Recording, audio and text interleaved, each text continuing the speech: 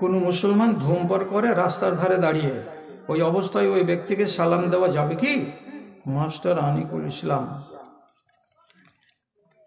কথাটা হলো, যতক্ষণ পর্যন্ত একটা মানুষ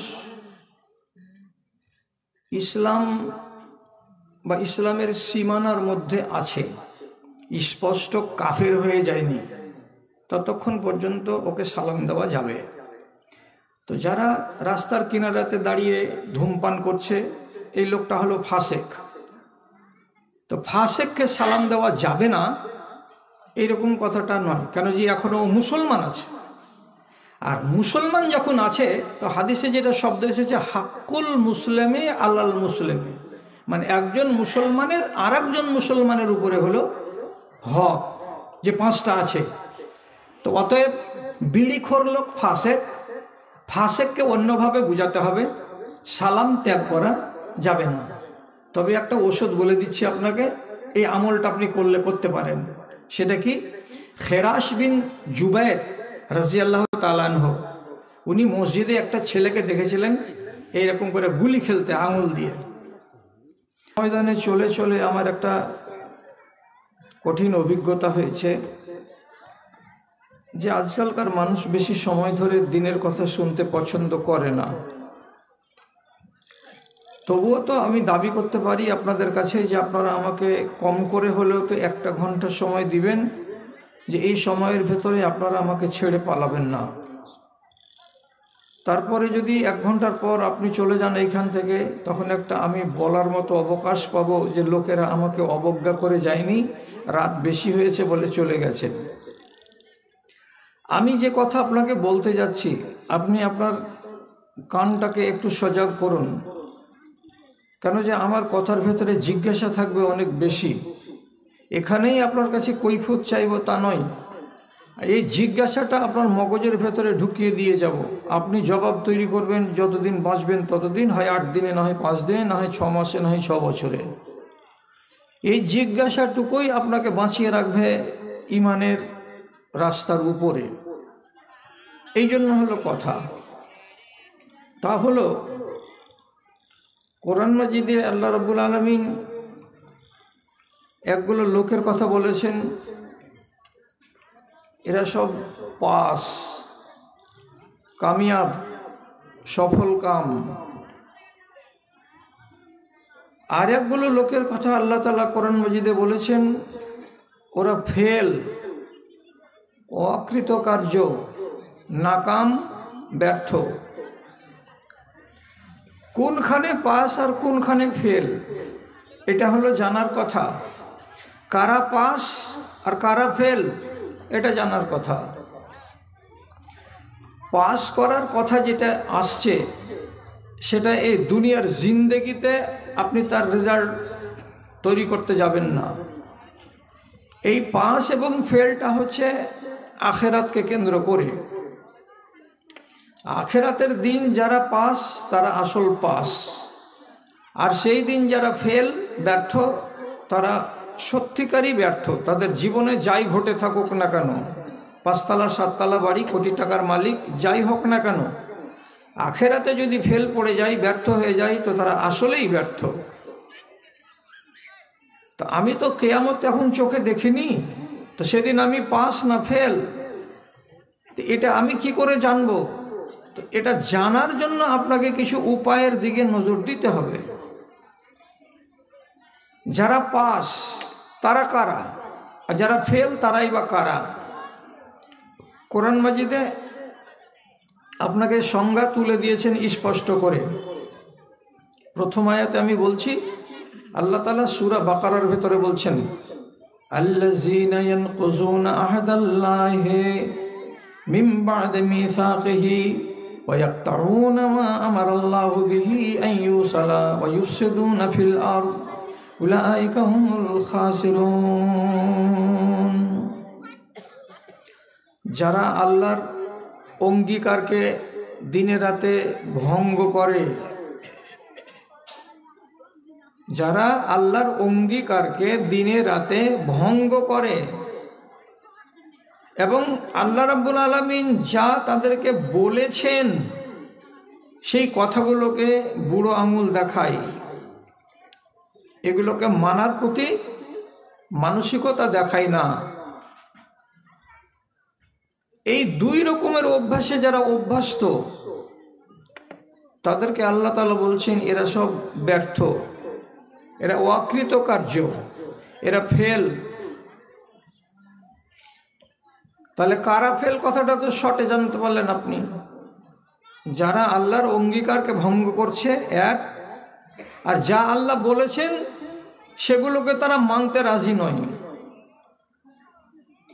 মানে এটাকে বিনষ্ট করার জন্য দিনরাত চেষ্টা চালিয়ে যাচ্ছে, আল্লাহর আদেশকে উল্লঙ্ঘন করে চলেছে। তাহলে এরা হলো অকৃতকার্য। পাস কারা?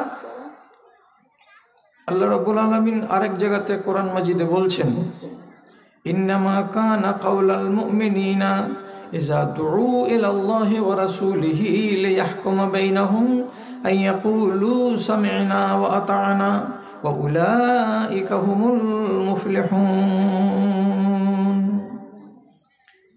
যখন মানুষকে, মুসলমানদের একটা দলকে, একটা জামাতকে আহ্বান করা হচ্ছে, ডাকা হচ্ছে, এসো গো, আল্লাহ এবং আল্লাহর রসুল আপনাদেরকে কিছু বলতে চাইছেন, কিছু শোনাতে চাইছেন, তো সেই আল্লাহর কথাটা এবং তার রাসূলের কথাটা আপনাদেরকে শোনাবো।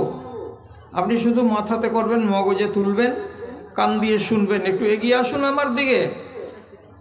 তো কেউ আপনাকে ডাকলো, আল্লাহ এবং আল্লাহর রসুল আপনার ব্যাপারে কিছু বলবেন, আপনাকে কিছু ফায়সালা দেবেন, আপনার ভবিষ্যৎটা কেমন হবে, এই কথাটির প্রতি সমর্থন জ্ঞাপন করলে আপনার কবরের হাল কেমন হবে, আপনি আপনার জিন্দেগি কিভাবে গত করবেন।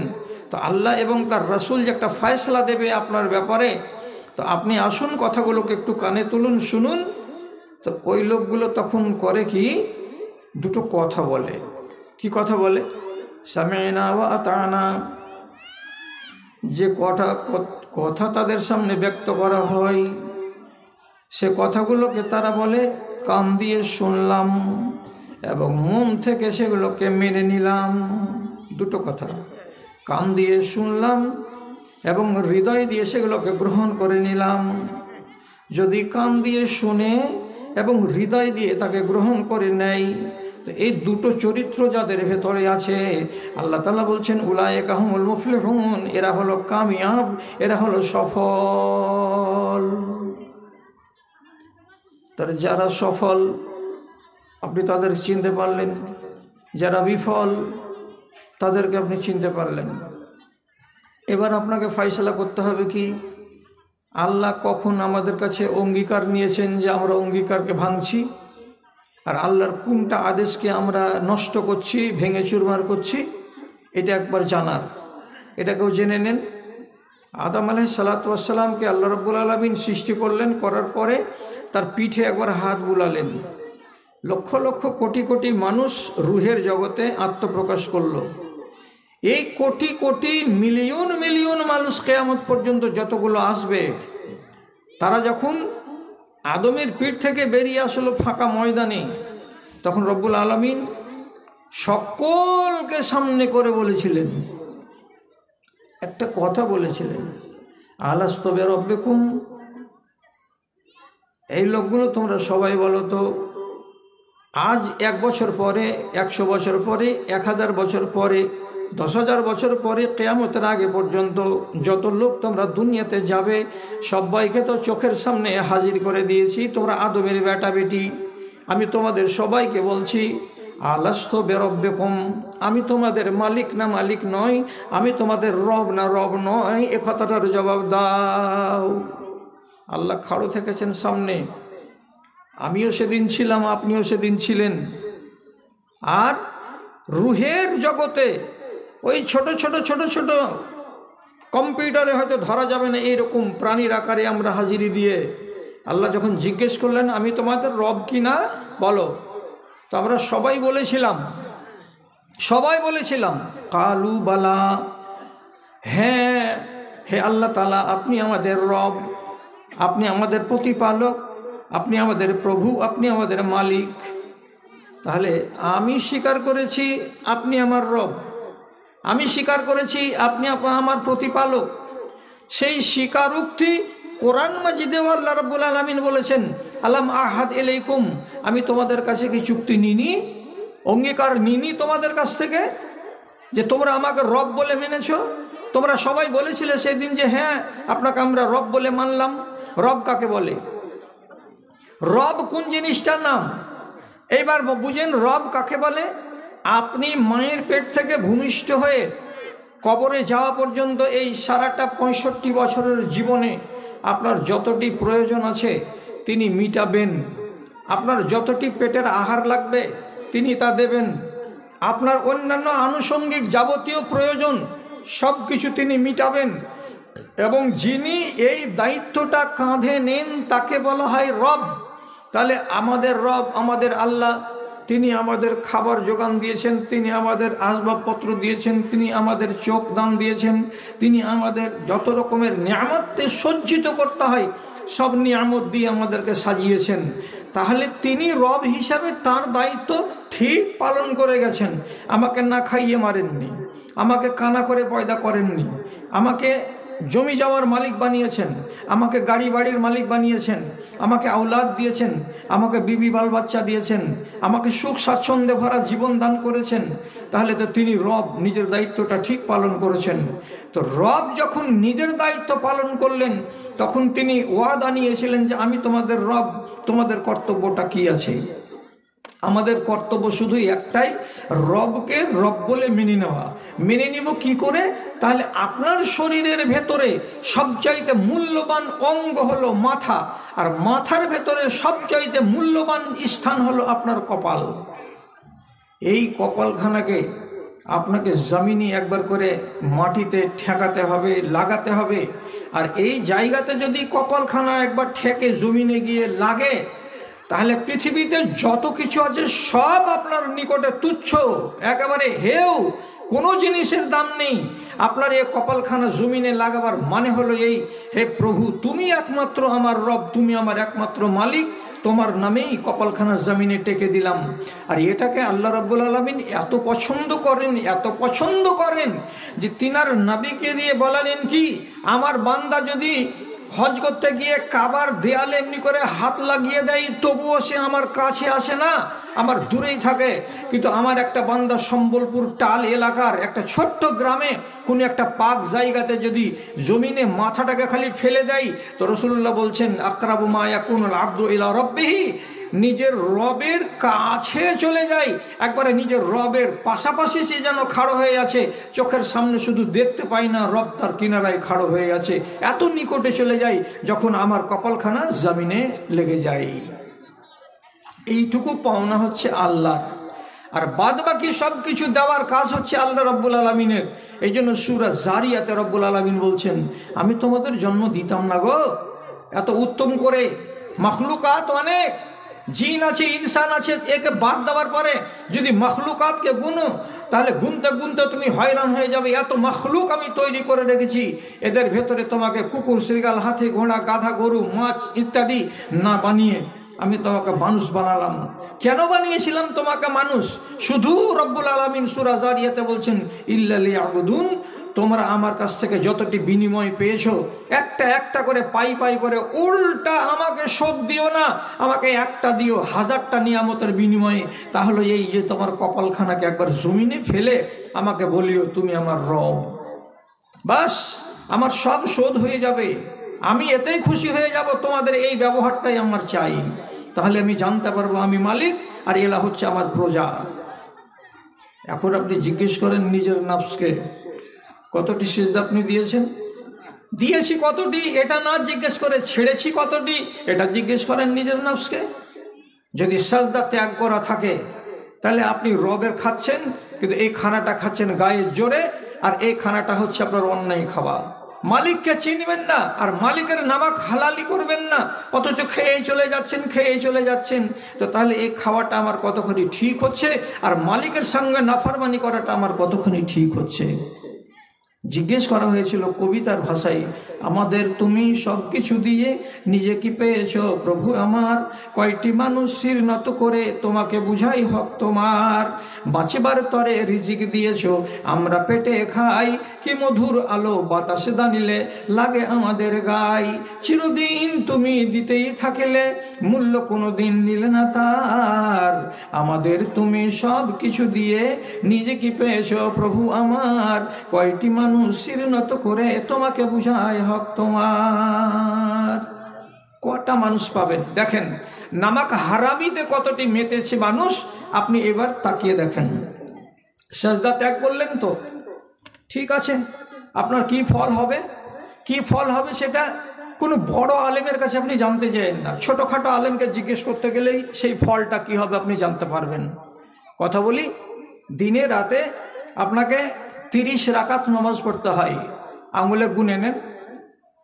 17 রাকাত ফরজ আর 12 রাকাত সুন্নাতে মুআক্কাদা। তাহলে 17 আর 12তে কত হলো? 29। আর 1 রাকাত পড়তে হয় আপনাকে বেতর, তাহলে 30 রাকাত। 30 রাকাত নামাজে আপনার সাজদার সংখ্যা হলো 60 খানা। এখন এই 60 খানা সাজদা হচ্ছে আপনার কাছে অন্তত পক্ষে এইটি আপনাকে করে দেওয়া লাগবে। তারপরে আবার বলছি, ভুল তর্জমা কোনো দেশবাসীকে শোনাতে যাবেন না, আর বলবেন না নরম কথা। আমি শুধু বলছি এই যে আপনি যদি 17 রাকাত নামাজ পড়েন, অর্থাৎ 34টা সাজদা দেন, আর বাদ বাকি নামাজ থেকে মোটেই না পড়েন, আপনি আল্লাহ আপনাকে আযাব দেবে না, আপনাকে আযাব দেবে না। আর এই 17 রাকাতের মধ্য থেকে 17 দুগুণ 34টা সাজদার একটা সাজদা যদি ছাড়া পড়ে যায়, তাহলে তকদির খারাপ আছে। একটা সাজদা, তাহলে আপনি এবার হিসাব করুন যে সুন্নাতগুলোকে ত্যাগ করে দিলাম, বেতরকে বাদ দিয়ে দিলাম, দিয়ে আমার ভাগ্যে থাকলো 17 রাকাত। 17 রাকাতের 34টা সাজদা যদি ছাড়া পড়ে তো আমার কি হবে? কি হবে? জবাব হলো এই যে ইবলিস শয়তানকে একটা সাজদা দিতে বলা হয়েছিল, আদমকে একটা সাজদা করে দাও। একটা সাজদাকে অস্বীকার করার কারণে ইবলিস শয়তানকে আরবিতে নাম দেওয়া হয়েছে কি? রাজিম। রাজিমের বাংলা তর্জমা হলো জুতাখোর, ঝাঁটাখোর, লাঞ্ছিত, বদনসিব। যেটা তর্জমা আপনাকে ভালো লাগে করেন। তো একটা সাজদা ত্যাগ করে ইবলিস যদি কি হয়? লাঞ্ছিত হয়ে যায়। ও যদি ওর কপাল পুড়ে যায়, নসিব পুড়ে যায়, আর কুরসি যদি রব্বুল আলামিন লাত মেরে কেড়ে নিয়ে ওকে যদি জলিল করে দেন, দিয়ে দুনিয়াতে নামিয়ে দেন, আর আজ পর্যন্ত বনি আদমের চরম শত্রু হিসেবে তাকে আখ্যায়িত করা হয়, এবং তার নসিবে রব্বুল আলামিন আগুন লিখে দিয়েছেন, অথচ একটা মুকাররব ফারিস্তাদের মধ্যে ছিল এবং তাকে আল্লাহ তাআলা সরদার বানিয়ে রেখেছিলেন। তো সে যদি একটা সাজদা ত্যাগ করে ঝাঁটাখোর হয়, আপনি 34টা সাজদাকে হজম করে দিয়ে কি খোর হবেন আপনি?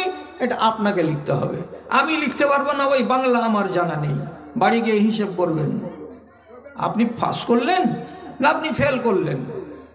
দুটো জিনিস আপনার চোখের সামনে আছে। তো একটা উদাহরণ আপনাকে আমি শুধু বললাম। হাদিস শুনেন, একটা হাদিস শুনেন। নবীজি বলছেন, রবি বলছেন, ওমেরা বে আবদিন মিন ইবাদিল্লাহে আন ইউজলাদা ফি কবরিহি মিয়াতা জালদা। বনি ইসরাইলদের মধ্যেকার কোনো একজন কবরে চলে যাওয়া মানুষকে তাকে বলা হলো যে আল্লাহর ফেরেশতারা এই লোকটার উপরে তোমরা 100টা কোড়া লাগাও। হিসেব পরে হবে, 100টা ডান্ডার পিটাও এই লোকটার উপরে। আগে 100 লাঠি নিয়ে যখন ফেরেশতা প্রস্তুত হিসাবের আগে, তখন লোকটা বলছে, তোমরা আমাকে মারবে কেন গো? আমি তো নামাজি ছিলাম, মারিও না ভাই। যখন মারিও না ভাই বলে আকুলি বিকুলি করলো, আশারা, ফেরেশতারা বলছে যাও, তোমার 10টা কোড়াকে মাফ করে দিলাম, কমিয়ে দিলাম, তোমাকে 90 কোড়া মারা হবে। আবার কাঁদতে লাগলো, আকুলি বিকুলি করে বলতে লাগলো, আমি তো রোজাদার মানুষ ছিলাম, কেন মারবে তোমরা? যখন অনয় বিনয় করতে লাগলো তখন আরো 10 কমিয়ে দিল। এই করে 10 10 10 10 করে কমাতে কমাতে কমাতে কমাতে 99টি কোড়া তার মাফ হয়ে গেল। শেষের বেলায় বলা হলো একটা কোড়া তো মারতেই হবে, রেহাই দেওয়া হবে না, কমসে কম একটা কোড়া মারো। 100 কোড়া থেকে সব মাফ হয়ে একটা কোড়া মারতে হবে, যখন এটাই হলো, মারলো কোড়া তার উপরে একটা। ফরিস্তাদের মার যখন এক কোড়া পড়লো, কবরের ভেতরে দাউ দাউ দাউ দাউ করে আগুন জ্বলে গেল। পুরো কবরের ভেতরে মনে হচ্ছে কি কত পাওয়ারের আগুন, আল্লাহ তাআলা নিমেষের হুকুমে জ্বলে গেল 1 মিনিটের ভেতরে। সব পড়লো, পাটাতন পড়লো, কাফন পড়লো, বাঁশ পড়লো, কাঠ পড়লো, সবই পড়লো। পুরা চেহারা নিয়ে এই লোকটা তখন ঠান্ডা মাথায় জিজ্ঞেস করে বলছে, লেমা জাল্লাত তুমনি, আমাকে তো মারলে একটা কোড়া, কিন্তু কারণটা আমি জানতে পারিনি, কিসের জন্য মারা হলো, আমাকে কারণটা বলো, কি দোষ আমি করেছিলাম যার কারণে আমাকে তোমাদের কোড়া খেতে হলো। এমন কঠিন কোড়া যার কারণে কবরের ভেতরে দাউ দাউ করে আগুন জ্বলে গেল, আমার দেহেরও কিছু অংশ পুড়লো, আর বাদবাকি যা ছিল সবই কিছু পুড়ে গেল, মানলে কেন, কারণটা দর্শাও। তখন আল্লাহ রাব্বুল আলামিনের ফেরেশতারা জবাব দিয়ে বলছেন, ইন্নাকা সাল্লাইতা সালাতান বিগাইরি তাহুরিন, তোমাকে এই জন্য মারা হলো যে তোমার জীবনে, তোমার লাইফের ভেতরে তুমি কোনোদিন নামাজ ছাড়োনি, তবে একটা দিন তুমি নামাজ পড়েছো এমন যে ওই নামাজের আগে তুমি অজু বানাওনি, বিনা অজুতে নামাজ আদায় করে নিয়েছিলে, বিনা অজুতে নামাজ হয় না, এর মানে সেই দিন তোমার নামাজটা কবুল হয়নি। তো একটা দিন তুমি বিনা অজুতে নামাজ পড়েছো, আর তোমার এটা ভুল হয়েছে, যার কারণে তোমাকে একটা কোড়া মারা হলো। আর একটা কোড়ার ঠেলা কি যে তোমার কবরে আগুন জ্বলে গেল। লোকটা কি নামাজ ছেড়েছিল? ছাড়েনি, পড়েছিল। ভুলটা কি হয়েছিল? বিনা ওযুতে নামাজ হয়েছিল। বিনা ওযুর নামাজের খেসারত দিতে হলো তাকে কি বলে? একটা কোড়া খেতে হলো, তো এমন কোড়া যে আগুন জ্বললো কবরের ভেতরে। এখন আপনি এই হাদিসটা সহি, ইমাম আলবানী রহমতুল্লাহ আলাইহি বলেছেন হাদিস সহি, আপনি হাদিসটাকে সামনে রাখুন, আর রাখার পরে এই প্রশ্নটার জবাব আপনাকে নির্জনে তৈরি করতে হবে। কি বলে? আমি কত রাকাত নামাজ ছেড়েছি, যতটির রাকাত হবে 2 দিয়ে গুণ দিতে হবে। যদি আমি 10 রাকাত নামাজ ছেড়ে থাকি তো 20টা সাজদা হজম করেছি। তো একটা সাজদা হজম করাতে বা একটা নামাজ ভুল হয়ে যাওয়ার কারণে যদি একটা মানুষকে কোড়া খেতে হয়, তো আমার মতো মানুষের যদি 5 ওয়াক্তের নামাজ নষ্ট হয়, যদি 3 দিনের নামাজ নষ্ট হয়, যদি সারাটা মাসের ভেতরে গড় আমার 5 দিন কিংবা 10 দিনে 4টা-5টা ওয়াক্তের নামাজ আমার নষ্ট হয়ে যায়, তাহলে নিজে জিজ্ঞেস করে বলুন তো নিজের মনটাকে, যে আপনার নামে কিয়ামতের দিন বা কবরের ভেতরে কি আযাবটা রাখা আছে বা কি ফয়সালাটা আল্লাহর হয়। ভাবছেন? ভাবেন না, ভাবার টাইম নেই আমাদের কাছে, দুনিয়া নিয়ে ব্যস্ত আছি, আর আখিরাতের চিন্তাটা আমাদের কাছ থেকে চলে গেছে। আমি যে ফেল হয়ে জিন্দেগি কাটাচ্ছি আর কবরে যাওয়ার টাইম চলে আসছে, তো কবে আমি নিজেকে শুধরাবো? একটা কথা বলবো, কথাটা আপনাকে হয়তো উল্টা লাগবে, কিন্তু এই জমানার মানুষকে পা ধরে ওয়াজ করার এটা যুগ জমানা নয়। সোজা সোজা ভাষাতে বলছি আপনাকে, পা ধরে ঘাড় নেড়ে মানুষকে বুঝাবো ওই রকম জমানা এটা নয়। অথচ হাদিস থেকে প্রমাণ আছে, দরকার যদি লাগে তো থাপ্পড় মেরে সোজা করো, দরকার যদি লাগে তো পায়ের গুঁতো দিয়ে সোজা করো, দরকার যদি লেগে যায় তো বয়কট করে সোজা করো, দরকার যদি লেগে যায় তো মুখের উপরে কোনো জিনিস চালিয়ে দিয়ে সোজা করো, যেভাবে পারবে সেভাবে সোজা করবে। সবগুলো হাদিসে প্রমাণ আছে, ওগুলো অত কথা বলার আমার কাছে টাইম নাই। কিন্তু এগুলো একটাও খাটবে না, মানুষকে মেরে ওয়াজ করা যাবে না। আবু সাঈদ খুদরি রাদিয়াল্লাহু তাআলা আনহু, তিনি মদিনার মসজিদে নামাজ পড়ছেন, আর তার সামনে দিয়ে একটা কিশোর, একটা 10-12 বছরের বাচ্চার সামনে দিয়ে গত হতে যাচ্ছে। উনি হাতটাকে বাড়িয়ে দিলেন, তার মানে আমার সামনে দিয়ে যেও না। বাচ্চাটা ফিরে গেল, আবার কুদাকুদি করতে করতে আবার সামনের দিক দিয়ে চলে যাচ্ছে, আবার হাত বাড়িয়ে দিলেন, আমার সামনে দিয়ে যাবে না। হাত বাড়িয়ে দিয়ে যখন রুকে দিল তো দুইবার রুকলো, তৃতীয়বারের বার আবার হাতটাকে ঠেলে দিয়ে এপার থেকে ওপার যাওয়ার চেষ্টা করছিল ছেলেটা। আর যেমনই চেষ্টা করলো, আবু সাইদ বলল কি, হাতটাকে নিজের নামিয়ে দিয়ে নমাজের হালাতেই ডান হাত দিয়ে ওই ছেলেটার গালে তাড়াম করে একটা চড় কষে দিলেন। ছেলে কাঁদতে কাঁদতে গেল বাপের কাছে। বাপ হলো গভর্নর, তার নাম হলো মারওয়ান। মারওয়ানকে যে বলছে, বাজান আমাকে মারলো, মসজিদে একটা বুড়া লোক। হ্যাঁ, তোমাকে মারলো মানে? গভর্নরের ছেলেকে মারবে এমন কোন লোকটা আছে? হ্যাঁ, চলো তো দেখি। পাওয়ারফুল মানুষ মারওয়ান মসজিদে চলে এসে যেমনি দেখেছে, এই বুড়া লোকটা মারলো আমাকে। কাছে গিয়ে চিনতে পারছি তো আবু সাইদ, রাসূলুল্লাহর একটা জলিলুল কাদার সাহাবী। ওর কাছে গিয়ে আর রাগ না দেখে শুধু মিঠা ভাষাতে জিজ্ঞেস করে বলছে, লিমাজা জারাবতা ইবনে আখিকা, আপনি আপনার ভাইয়ের বেটাটাকে মানে ভাতিজাকে মারলেন কিসের জন্য? কি দোষ করেছিল আপনার ভাতিজা? সাথে সাথে আবু সাইদ খুদরি বলছেন, আমি তো কোনো ভাতিজাকে মারিনি, আমি তো মেরেছিলাম একটা শয়তানকে। মারা তো হলো মাত্র 10 মিনিট। আজব কথা, বেটা বলছে আমাকে মেরেছে আর আপনি বলছেন শয়তানকে মেরেছি, কেমন কথা? তখন আবু সাইদ খুদরি বলছেন, রাসূল করিম সাল্লাল্লাহু আলাইহি সাল্লাম আমাকে বলেছেন, কেউ যদি তোমার নমাজের সামন দিয়ে গত হওয়ার চেষ্টা করে, ফালইয়াদফাহু, ওকে হাত দিয়ে রুকে দাও। তারপরেও যদি না রুখে আবার রুকে দাও। তারপরেও যদি তাকে রুখতে না পারা যায়, তাহলে নবীজি বলছেন ফালইদাফিহু ফাইন্নাহু শায়তানুন, তাকে দফা করো, মানে তাকে আক্রমণ করে দফা করো। কে যেহেতু এই লোকটা মানুষ নয়, এটা হলো শয়তান। তো তোমার ছেলেকে 2 বার নিষেধ করেছি, নিষেধকে অবজ্ঞা করেছে। তৃতীয়বার যখন চেষ্টা করেছে, তখন আমি ওর গার জোর দেখে তার গালে থাপ্পড় কষে দিয়েছি। রাসূলুল্লাহর ভাষায় ফাইন্নাহু শায়তানুন, এটা মানুষের রূপে কি আছে? তো শয়তান। ভুল শুধরে দিয়েছেন চড় মেরে, যে ভুল শুধরেছেন চড় মেরে। আবু সাইদের কথা শুনে কিচ্ছু বললেন না, ছেলের হাত ধরে টানতে টানতে বাড়ি নিয়ে চলে গেলেন। বুঝতে পারলেন যে ছেলে অপরাধী।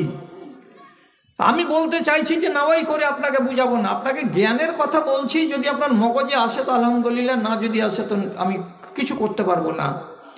কঠিন কথা মুখে উচ্চারণ করছি, সব আলেম এই কথাটা আমাকে হয়তো বলতে নিষেধ করবে যে এই জমানাতে বলিয়েন না এটা কথা। কথাটা কি? আল্লাহ তাআলা বলছেন, কুলিল হাক্কু মির রাব্বিকুম, মানুষকে বলে দাও হক যা ছিল, ন্যায্য যা ছিল, সব আল্লাহর তরফ থেকে তোমাদের কাছে এসে গেছে। সব তোমরা জানো। না জানি না, আমরা জানি না হক কোনটা না হক কোনটা, বলার মুখ নাই রে বান্দারা। কেন নাই? আপনার নসিবে, আপনার কপালে আল্লাহর পক্ষ থেকে লিখে দেওয়া হয়েছে আপনাকে বছরে 52টি জুমার নামাজ পড়তে হবে। ঠিক, 52টি জুমার নামাজ পড়তে হবে।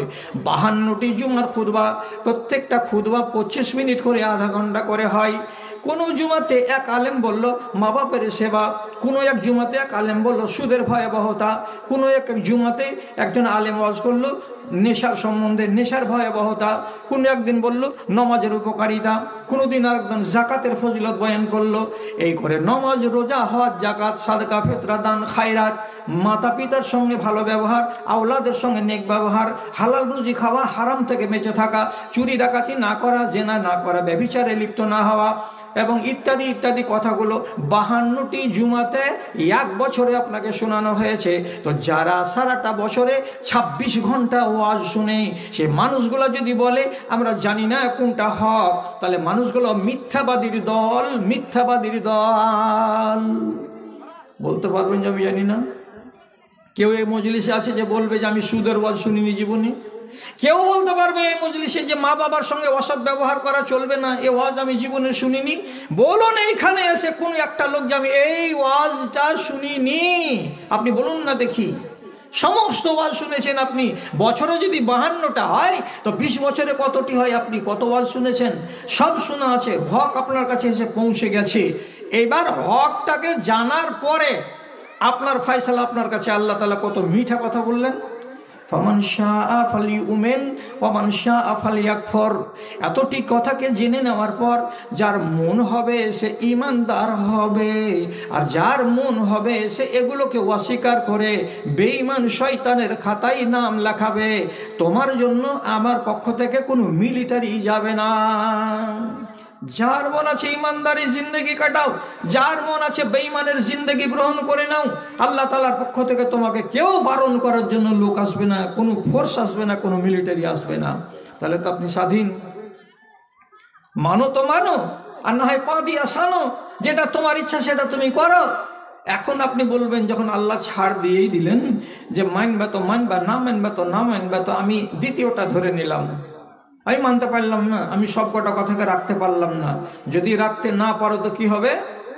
যদি রাখতে না পারো, এই লোকটা হলো জালিম। জালিম কাকে বলা হয়? এই লোকটার নাম হলো জালিম। আল্লাহ তাআলা কোরআন মাজিদে বলছেন, যেই মানুষটা এতগুলো কথাকে শোনার পরে, জানার পরে সিদ্ধান্ত কি নিল যে আমি এগুলোকে মেনে দিতে পারবো না, তখন রব্বুল আলামিন বলছেন, ইন্না আতাদনা লিজ্জালিমিনা নারা, আমি এই সমস্ত সীমা লঙ্ঘনকারী জালিমদের জন্য আগুন তৈরি করে রেখেছি, যেই আগুনকে পহরাদারি করছে সব সময় আল্লাহর হাজার হাজার ফেরেশতারা। যদি জাহান্নামকে ধরে না রাখে তো এদিক থেকে সেদিক চলে যাবে জাহান্নাম। যদি জাহান্নামকে লাগাম পরিয়ে না রাখা যায় তাহলে জাহান্নাম বেলাগাম হয়ে এখান থেকে সেখান দৌড়ে বেড়াবে, কত যে সত্যানাশ করে রেখে দেবে। রব্বুল আলামিন বলছেন, আমার ফেরেশতারা তার লাগাম ধরে মোতায়েন করে রেখেছে জাহান্নামকে। ওই জাহান্নামের ভেতরে দেওয়া হবে কাদেরকে? তো এই জালিমদেরকে, এই অন্যায়কারীদেরকে। জালিমরা ওতে যাবে। আপনি এবার ফের ঝামেলায় পড়লেন। আল্লাহ বললেন যে মানো তো ইচ্ছা তোমার, মেনে নাও, ইমানদার হয়ে যাও। আর না যদি মানবে তো তাহলে তোমার ইচ্ছা তুমি মানিও না। তোমার ইচ্ছা না মানো যদি, তাহলে তুমি হবে জালিম। জালিম কাকে বলা যায়? এর কই আর ব্যাখ্যা লাগবে আপনাকে যে জালেম কাকে বলা যায়? কোন লোকটাকে জালেম বলে চিহ্নিত করা যায়? আল্লাহর আদেশকে যে মানবে না সে হলো জালেম। সোজা সোজা তর্জমা, সোজা সোজা অনুবাদের। আর এর পরেও যদি আপনি বলেন যে না, কষ্ট হচ্ছে আমার তর্জমাটা বুঝতে, কষ্ট হচ্ছে ব্যাখ্যা বুঝতে, আপনি আপনার নিজের বাপ আদম আলাইহিসসালাতু ওয়াসসালামের কাহিনী পর্যন্ত চলে যান, মাত্র 2 মিনিটের জন্য যান, 2 মিনিট। আল্লাহ তাআলা আদম আর হাওয়াকে বললেন জান্নাতে ঘুরো, ইচ্ছা মতো ঘুরে বেড়াও, কোন নিষেধ নেই। কিন্তু ওয়ালা তাকরাবা হাযিহিশ শাজারাতা, এই গাছটার তলায় যেও না, এই গাছের গোড়াতে যাওয়া তোমাকে নিষেধ করলাম। তোমরা মিয়া বিবি এই গাছের তলায় যাবে না, ফল খাওয়া অনেক দূরের কথা, নিষেধ। এবার জান্নাতের এ প্রান্তে ও প্রান্তে দুজন খুশি মনে ঘুরে বেড়াই। হঠাৎ একদিন দুজনই ওই গাছের তলায় গেল, যেখানে নিষেধ সেই জায়গাতেই গেলেন। কে? আদম আর হাওয়া। মা হাওয়া একটা ফল পাড়লেন, ফলটাকে পেড়ে চিরলেন, চিরার পরে ফলের ভেতরটাকে দেখে এমনি করে জিভে লাগিয়ে একটু টেস্টটা বুঝে দেখলেন, টক না মিষ্টি, না টক ঝাল, না টক মিষ্টি, কি তার স্বাদ একটু জিভে দিলেন।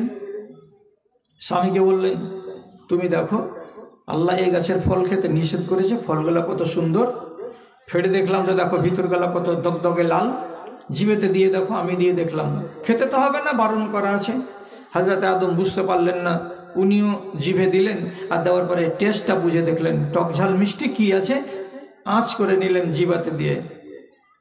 আল্লাহ তাআলা সূরা আরাফের ভেতরে বলছেন, এরা দুজনই যখন ফলের টেস্টটাকে গ্রহণ করলো, যেমনি গ্রহণ করলো, আল্লাহ তাআলার পক্ষ থেকে এমন তাদের উপরে আযাব নাজিল হলো যে এইরকম মুঠ হাত দিয়ে যদি মাপবেন, তো আদমের উচ্চতা হলো 60 গজ হাত, আর তার স্ত্রী হাওয়ার লম্বা উঁচাই হলো 60 গজ হাত। এত লম্বা চওড়া দুজন পূর্ণাঙ্গ মানুষ। এদের গায়ে ছিল 100-150 মিটার কাপড়। এত সব কাপড়, শাড়ি, সায়া, ব্লাউজ, ওড়নি, পায়জামা, পাঞ্জাবি, টুপি, সমস্ত কিছু নিমেষের ভেতরেই যারা যারা যারা যারা হয়ে হয়ে হয়ে হয়ে মাটিতে খসে পড়ে গেল। আর দুজনই প্রাপ্ত বয়স্ক, দুজন মানুষ, নর আর নারী, মায়ের পেট থেকে ভূমিষ্ঠ হওয়া একটা বাচ্চার মতো উলঙ্গ হয়ে দাঁড়িয়ে আছে, 1 ইঞ্চি কাপড় নাই দুজনের গায়ে। এমন কেন হলো গো? কোরআন বলছে, তফিকা ইয়াকসিফানি আলাইহিমা মিন ওয়ারাকিল জান্নাতে, এরা দুজন দেখলো আমরা বেআবরু হয়ে গেলাম, সাথে সাথে বড় বড় পাতাগুলো জান্নাতের গাছের পেড়ে নিয়ে একটাকে আর একটার সঙ্গে জোড় লাগিয়ে দিয়ে হযরত আদম আলাইহিস সালাতু ওয়াস সালাম নিজের আবরুটাকে ঢাকলেন। ঠিক ওই রকমই আরো দু চারটা পাতাকে জোড় লাগিয়ে আমাদের মা হাওয়া তিনিও নিজের আবরুটাকে ঢাকলেন। পাতা দিয়ে আবরুকে কোন রকম করে ঢাকা গেল। আল্লাহ তাআলা কিছুক্ষণের ভেতরে এসেই দুইজনকে সামনে জিজ্ঞেস করে বলছেন, কি ব্যাপার আদম আর হাওয়া, তোমরা দুইজন জঙ্গলি মানুষের মতো গাছের পাতা পরে দাঁড়িয়ে আছে কেন? আলাম আনহাকুমা আনতিল কুমার সাজারাতে, কি ব্যাপার কি ব্যাপার, আমি কি তোমাদেরকে এ গাছের গোড়ায় যেতে নিষেধ করিনি? জিজ্ঞাসা, আল্লাহর মিঠা সুরে জিজ্ঞাসা, আমি কি তোমাদেরকে এ গাছের তলায় আসতে নিষেধ করিনি? মানা করেছিলাম? এই বলো, মানা করেছিলাম? এরা দুজন জবাব সওয়াল তর্ক বিতর্ক কিছুই করছে না, কিছুই করছে না। তাহলে প্রমাণটা কি হলো? আল্লাহ নিষেধ করেছিলেন, আল্লাহ নিষেধ নিষেধ, আমার উচিত হলো এটাকে মেনে নেওয়া। আদম আর হাওয়া দুজন স্বামী স্ত্রী আল্লাহর নিষেধটাকে মানতে পারেননি। যখনই একটা আল্লাহর নিষেধকে অগ্রাহ্য করলেন আদম আর হাওয়া, কি হয়ে গেল? এরা দুজন হয়ে গেল জালিম। জালিম হলো কি হলো না? এবার আদম আর হাওয়ার দুয়াটার দিকে তাকান তো, ওরা কি বলে দোয়া করছে। আমার মনে হয় এখানে আপনারা যতটি লোক আছেন, দু চারটা লোক যদি বাদ যায় তো যায় না, তো বাকি সবটি লোকেরই এই দোয়াটা তো মুখস্থ থাকার কথা। রব্বানা জালামনা, তারপরে আনফুসানা ওয়া ইল্লাম তাগফির লানা ওয়া তারহামনা লানাকুনান্না মিনাল খাসিরিন। কঠিন ফজিলতের দোয়া। একটা মানুষ এত বড় আল্লাহ রাব্বুল আলামিনের নজরে পাপী হলো, গুনাহগার হয়ে গেল, যে তার নির্দেশকে সামনে আসমানের উপরে জান্নাতের বাগানে এই ঘটনা ঘটিয়ে দিল। এত বড় অপরাধ করার পরে রাব্বুল আলামিন এই যে দুয়াটা শুনছে বারে বারে দুজনের স্ত্রী আর স্বামী স্ত্রীর মুখ থেকে একই কথা, দুজনই কাঁদছে, চোখের পানি ঝরিয়ে ঝরিয়ে, আর কোনো কথা নেই রব্বানা জালামনা রব্বানা জালামনা রব্বানা জালামনা। এর মানে কি? রব্বানা জালামনার বাংলা তর্জমা হলো এই যে, আল্লাহ আমরা দুজন নিজের নফসের উপরে জুলুম করেছি, আমরা জালিম। জালিমের তর্জমা হলো কি? আমরা অন্যায়কারী। কি জুলুম করেছো তোমরা? তোমার একটা নিষেধকে আমরা মানিনি, বুড়ো আঙুল দেখিয়ে দিয়েছিলাম, এটাই হলো আমাদের জুলুম করা। যার কারণে আমাদের গায়ে যে পোশাক ছিল সব নেমে গেছে, টাটকা টাটকা সাজা তুমি দিয়ে দিয়েছো। আল্লাহ তুমি যদি মাফ না করো তাহলে আমরা দুজনেই বরবাদ হয়ে যাব, দুজনেই আমরা কিন্তু ছাই হয়ে যাব, ভস্ম হয়ে যাব। তাহলে জালিম কার নাম? আরো ব্যাখ্যা লাগবে। আমাদের বাপ যদি বলে যে তোমার নিষেধকে না মানার কারণে এত বড় শাস্তি, এটাই তো হলো জুলুম, আর আমি হলাম জালিম। আপনি এবার নিজের দিকে তাকান, আল্লাহর নিষেধ কতটি আছে? আমি একটা বললাম, আদমের কথা বললাম। এবার আপনার নিজের জমিনে, আপনার নিজের শরীয়তের দিকে তাকান। আজকে এখানে বসে বসে সম্বলপুর এলাকার লোক, কতটি আল্লাহর নিষেধ আছে আপনি আঙুলে গুনেন তো। আমি দুই চারটা গুনাবো, গুনাচ্ছি। মেয়ে ছেলে পেলে বেপর্দা হয়ে বাজারে যাবে না, বাইরে যাবে না। মেয়ে ছেলে পেলে তোমাদের জিনাত, লাল লাল ঠোঁট, তোমাদের চোখের সুরমা, ফেয়ার অ্যান্ড লাভলি লাগানো চেহারা, এগুলো পরপুরুষে দেখতে পাবে না। ও মেয়ে ছেলে তোমরা চুলে চুলে জোড় লাগিয়ে চুলকে বড় করতে পাবে না। ও মেয়ে ছেলে তোমরা তোমাদের চোখের উপরে যে এই ভুরুগুলো আছে, ভুরুগুলোকে কোনো বিউটি পার্লারে গিয়ে নুচে নুচে পাতলা করে সরু করে দিয়ে নিজের মনের মতো করে পাতলা করতে পারবে না। ও মেয়ে ছেলে তোমরা তোমাদের গায়ে গোদানি লাগাতে পারবে না, গোদানি লাগাতে পারবে না। ও মেয়ে ছেলে তোমরা তোমার জীবনে একদিন না একদিন বিয়ে শাদী হবে, তোমার নিজের মালিককে, তোমার নিজের বাপকে, তাকে রাজি না করে বিনা অনুমতিতে কোনো ছেলের সঙ্গে বিয়ে করতে যেও না। 8টা দিলাম, সবাইকে দিচ্ছে। এবার কি? চুরি করিও না, ডাকাতি করিও না, রাহাজানি করিও না, পরনিন্দা গীবাত করিও না, ব্যভিচার করিও না, সুদ খেও না, মদ খেও না, তুমি শিরকের গুনাহ করতে যেও না, মা বাবাকে কটু কথা বলিও না। এসব না বললাম। ওখানে 8টা, এখানে 8টা, 16টা না বললাম। 16টা নার ভিতর থেকে এইবার আপনি বলুন, আদম যদি আল্লাহর একটা নিষেধকে না মেনে অপরাধী হয়, আর তাকে যদি মাসকে মাস কাঁদতে হয়, চোখের পানি ঝরিয়ে আল্লাহর কাছে তওবা কবুল করাতে হয়, তাহলে আপনি বলুন আপনি জালেম না জালেম নন? নেশা কোরআন মাজিদ থেকে নিষেধ আছে, নেশা করা নিষেধ। একটা নেশা হলো মদ, এটা পান করতে গেলে 40 দিনের নমাজ কবুল হবে না। আর বাদ বাকি যেগুলো নেশা আছে এগুলো সবই হারাম, এগুলো সব হারাম, নেশা বর্গেই হারাম। আপনি নেশার ওয়াজ কতটি শুনেছেন? আপনার মতো জালেম দুনিয়াতে কে আছে? নেশার ওয়াজ শুনে শুনে চুল দাড়ি পেকে গেল, কবরে চলে যাবে কত ভাই। এখন পর্যন্ত দেখছি বুড়া মানুষ দাঁড়িয়ে আছে, চেহারাতে এমনি এমনি করে খেয়ে বলছে। তা আপনাকে হায়া শরম আছে? আপনি এই খানা খাচ্ছেন? একটা মানুষের চেহারাতে সুন্নাতি দাড়ি আর বিড়ি ধরিয়ে দিয়ে এমনি করে করে টানছে। ওকে জিজ্ঞেস করছি যে এই যে আগুন খাচ্ছে, আগুন কাদের খানা? জান্নাতীদের খানা আগুন। একটা লোক বলেন তো এখানে যে হ্যাঁ জান্নাতীর একা আগুন খেতে দিবে আল্লাহ তাআলা? আগুনটা হচ্ছে জাহান্নামীদের খানা। আর তোমার চেহারাতে এতটি সুন্নাতি দাড়ি আছে, তুমি নমাজি হবে আর তুমি আল্লাহর কাছে জান্নাত চাইবে, তো তোমার দুনিয়াতে খানা জাহান্নামীদের খানা কেন? তোমাকে হায়া শরম লাগে না? তাহলে তুমি যদি জালেম না হও তো জালেম কার নাম আমাকে একটু লিখে দাও তো, আমার পড়াশোনা কম, আমি একটু বেশি করে শিখি। অত বাবজি 5 ওয়াক্তের নামাজি, অথচ মসজিদের ওযুখানাতে এসে পচা খয়নি খানিকে বের করে ফেলে দিয়ে তারপরে বিসমিল্লাহ বলে ওযু করছে।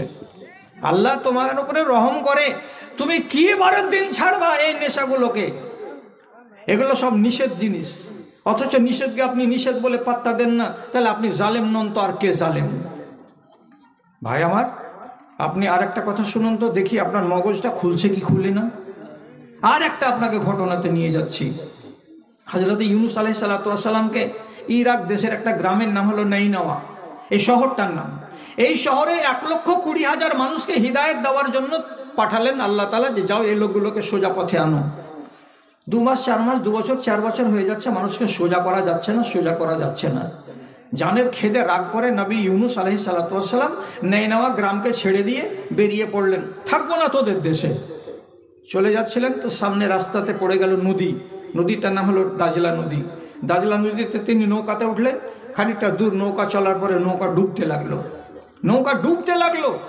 মালিক তখন নাবিক বলছে যে ভাই আমার প্যাসেঞ্জারদের ভেতরে কে এমন প্যাসেঞ্জার আছো যে নিজে কোনো না কোনো অপরাধ, কোনো না কোনো গুনাহ করে, অন্যায় করে তুমি আমার নৌকাতে চড়েছো, তুমি আল্লাহর রাস্তায় নেমে যাও, নাহলে আমার বাকি যাত্রী ডুবে মরে যাবে।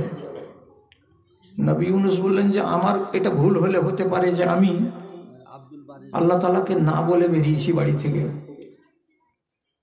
ঝাঁপ দিয়ে দিলেন নদীতে।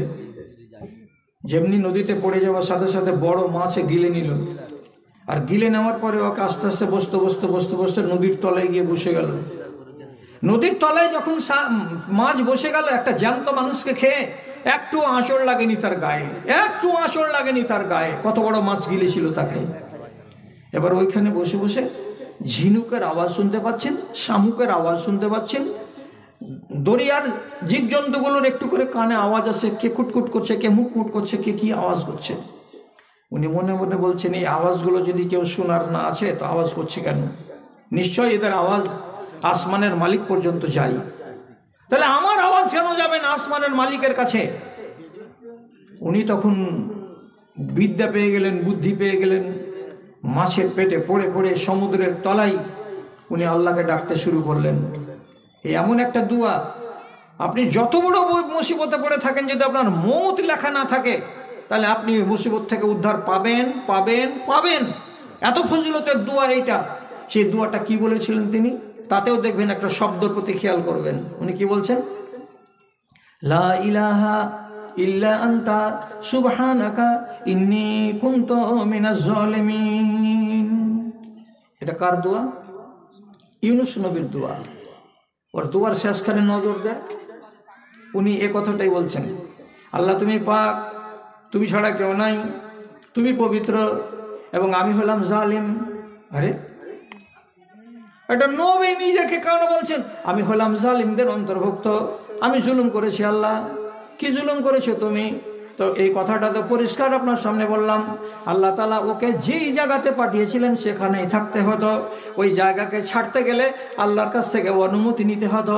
পরওয়ারদিগার এখানকার লোক কথা শুনে না, আমি থাকবো না এখানে, আমি যাব কি যাব না, মালিককে না বলে, মালিককে না জানিয়ে, মালিকের নির্দেশকে অমান্য করে যে বেরিয়ে চলে যাচ্ছিলেন, এটাই হলো তার জুলুম করা। তার জন্য তিনি স্বীকার করে বলছেন, ইন্নী কুনতু মিনাজ জালিমিন, আমি হলাম একজন জালিম।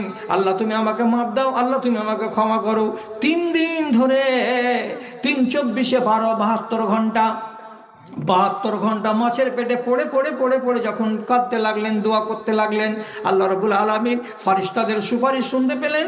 আল্লাহর ফারিস্তারা বলছেন, মালিক আল্লাহ, কোন এমন একটা লোক বিপদে পড়ে আছে, বারবার একই কথা বলছে, ইন্নী কুনতু মিনাজ জালিমিন, ইন্নী কুনতু মিনাজ জালিমিন, আল্লাহ তুমি তাকে মাফ করে দাও, আল্লাহ তুমি তাকে মুক্তি দাও।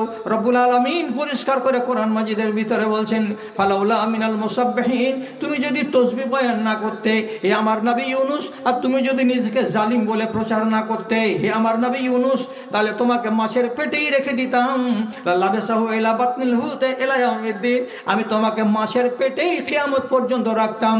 আর কিয়ামতের দিন যখন ইসরাফিল আলাইহিস সালাতু ওয়াস সালাম বাঁশি বাজাতো, তখন তুমি মাছের পেট থেকেই বেরিয়ে হাসরের ময়দানে আসতে। তাসবিহ তোমাকে বাঁচিয়ে দিয়েছে। আমি বলতে চাইছি কি, উনি একজন নবী হয়ে কেন নিজেকে বলছেন আমি জালিম? আল্লাহর আদেশকে অমান্য করে চলে যাওয়াটার নামই হচ্ছে জালিম।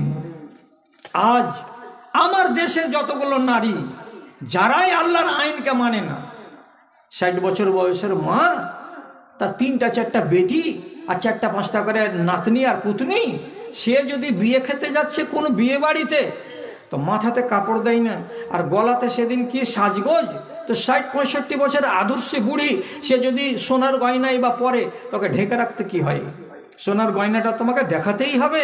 এই জন্য তোমার কান খোলা থাকবে, এই জন্য তোমার গলা খোলা থাকবে, এই জন্য তোমার মাথার চুল খোলা থাকবে। আর তুমি বলবো কি যে আমি হাজি সাহেবের বাড়িওয়ালি? তো তাহলে এই মেয়ে ছেলেটি জালেম নয় তো আর কে জালেম? আপনি জিজ্ঞেস করবেন আমার চলে যাওয়ার পরে, আবু বকরের বেটি হযরত আয়েশা, নবীজির স্ত্রী, উনার বাড়িতে এসেছে ভাতিজি, ফুফুর বাড়ি বেড়াতে, তার নাম হাফসা। হাফসার মাথাতে পাতলা ওড়নি।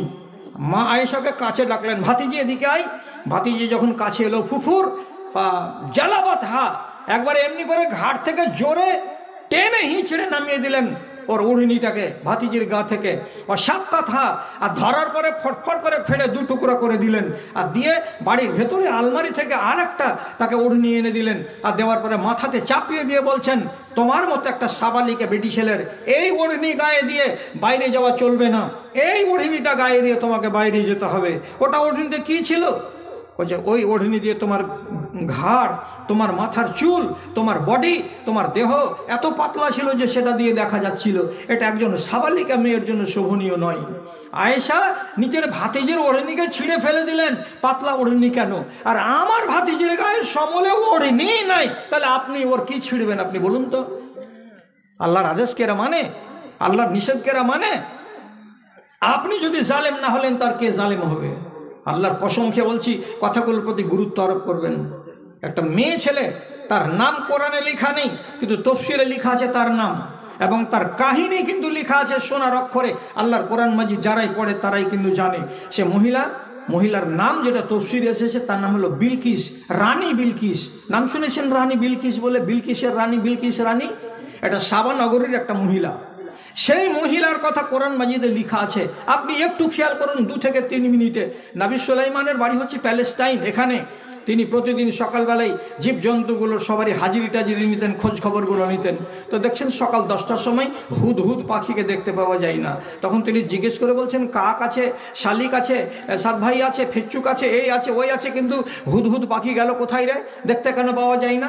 রাগ করে তিনি বলছেন, আমি তাকে জবাই করে দেব অথবা তাকে কঠিন আযাব দেব। আসতে দাও, হুদহুদ পাখি কোথায় গেছে? নাই কেন আমার মজলিসে হুদহুদ পাখি? বেলা 12টার সময়, 1টার সময় হুদহুদ পাখি বাড়ি ফিরে আসছে উঠতে উঠতে উঠতে উঠতে। কানে খবর গেছে যে তোকে মারবে আজকে। তুই কোথায় ছিলি বেলা 10টার সময় অনুপস্থিত কেন?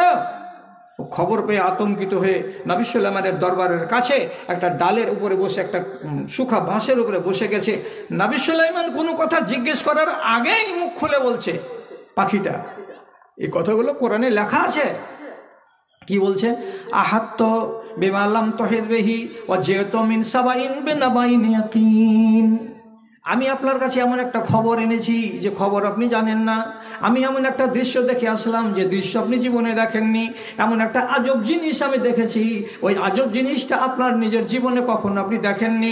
যখন এই কথাটা বলা, নবী সুলাইমান মারা কথা ভুলে গেলেন, আযাব দেওয়া কথা ভুলে গেলেন। সাথে সাথে বলছেন কি দেখেছিস রে বলতো। তখন ওই পাখি বলছে আল্লাহর কসম, আমি গেলাম এমন একটা জায়গা উঠতে উঠতে, এখান থেকে সকালবেলায় উড়েছি একেবারে ইয়ামান দেশের সাবা নগরী পর্যন্ত পৌঁছেছি। সেখানে গিয়ে দেখতে পেলাম কি, ওখানে একটা মেয়ে ছেলে সিংহাসনে বসে আছে। মেয়ে ছেলে সিংহাসনে বসে আছে, আর বেটা ছেলেগুলো তাকে কত মুহাব্বতের সাথে রানী বলে মেনে নিয়েছে। তাকে দেখছি এবং তার সম্প্রদায়কে দেখছি, ওরা সবাই মিলে এই সূর্যকে পূজা করছে। বেলা যখন হয়ে যাচ্ছে তখন সূর্যের সামনে মাথা নত করছে। এক আল্লাহ রাব্বুল আলামিনের সিজদা তারা করে না। পাখিকে খারাপ লেগে গেল, আল্লাহ থাকতে তোরা সূর্যের কেন পূজা করবি, আর মেয়ে ছেলেকে কেন তোরা সিংহাসনে বসিয়ে রেখেছিস? তোদের ভেতরে কি একটাও বেটা ছেলে নাই? খারাপ লাগলো কাকে? তো একটা জানোয়ারকে, একটা পাখিকে। খবর যেমনি শুনলেন নবী সুলাইমান চিঠি দিয়ে পাঠালেন, একটা চিঠির জবাব এলো। শেষ পর্যন্ত নবী সুলাইমান ওকে নিজের সিংহাসনকে উড়িয়ে নিয়ে চলে গেলেন সাবা নগরী। আর সাবা নগরী গিয়ে আবার ওই রমণের সিংহাসনকে সম্পূর্ণ উঠিয়ে নিয়ে চলে আসলেন প্যালেস্টাইনের মাটিতে। লম্বা চওড়া ঘটনা বলা আমার উদ্দেশ্য নয়। সবকিছু যখন পরিষ্কার হয়ে গেল আয়নার মতো, কার সামনে? এই একটা রানী যে রাজ্যভারকে সামনে রেখেছিল, একটা প্রজার মালিক হয়ে, একটা দেশের মালিক হয়ে, সে রানী এখন নবী সুলাইমানের সামনে ব্যক্ত করছে কি বলে? রব্বে ইন্নী জালামতু নাফসি ওয়া আসলামতু মা সুলাইমানা লিল্লাহি রাব্বিল আলামিন।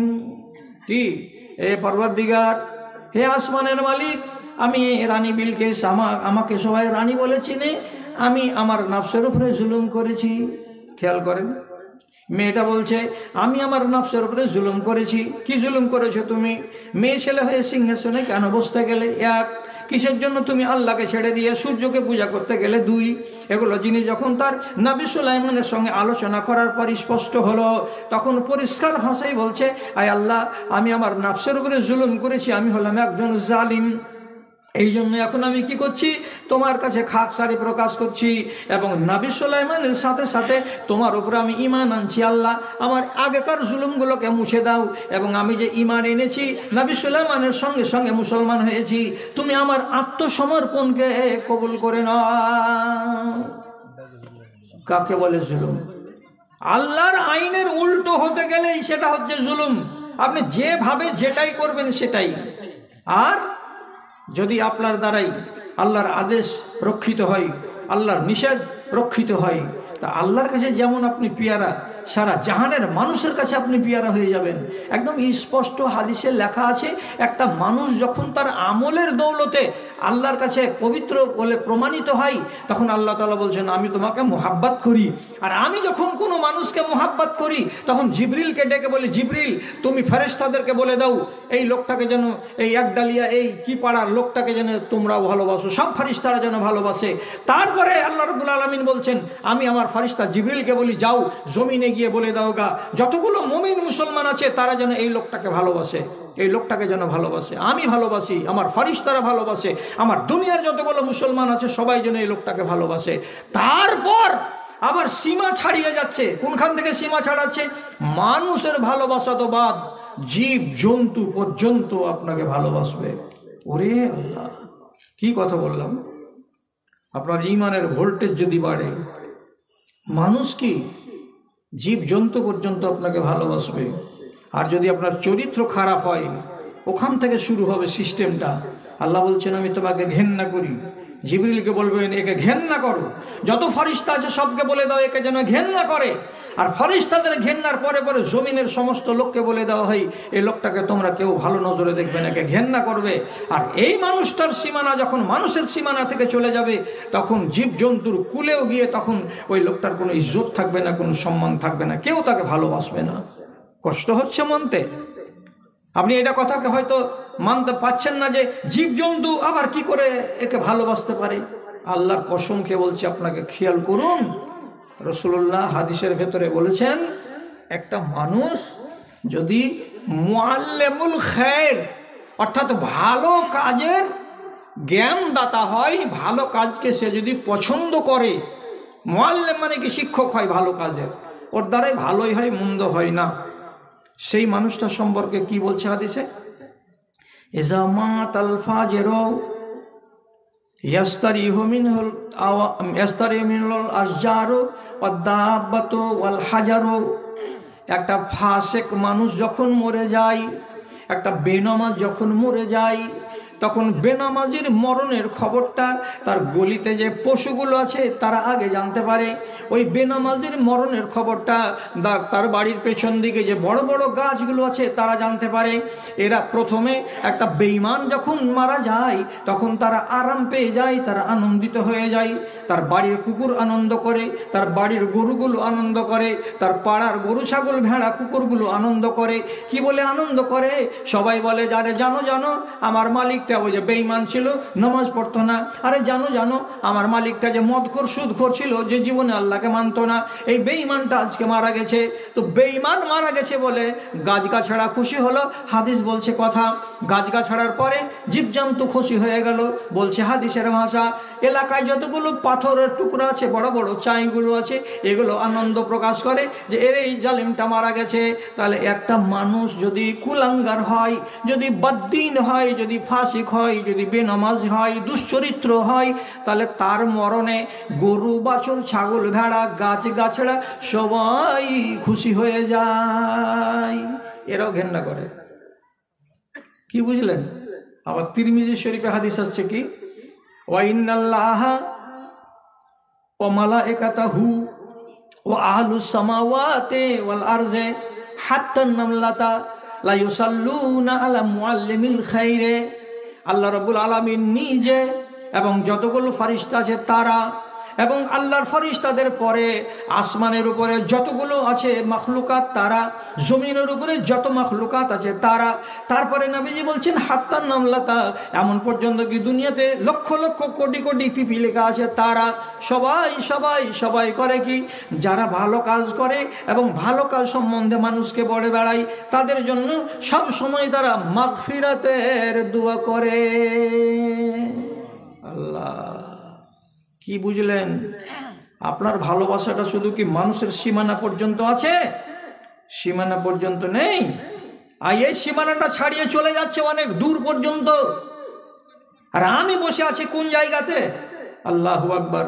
এগুলো কথা বলতে গেলে মানুষরা বলবে যে মুলি সাহেবেরা ওয়াজ করার জন্য, রাত কাটাবার জন্য কোথা কোথা থেকে জড়ো টড়ো করে বানিয়ে টানিয়ে নেই, কতখানি সত্য আর কতখানি মিথ্যা আল্লাহ তুমি ভালো জানো। আরে বাবা, যদি হাদিসের বরাত বলি আর তারপরে আপনাকে শুনাই, তারপরেও যদি আপনি রহস্য মনে করেন, তাহলে তো আমার কাছে আর কোনো ওষুধ নেই।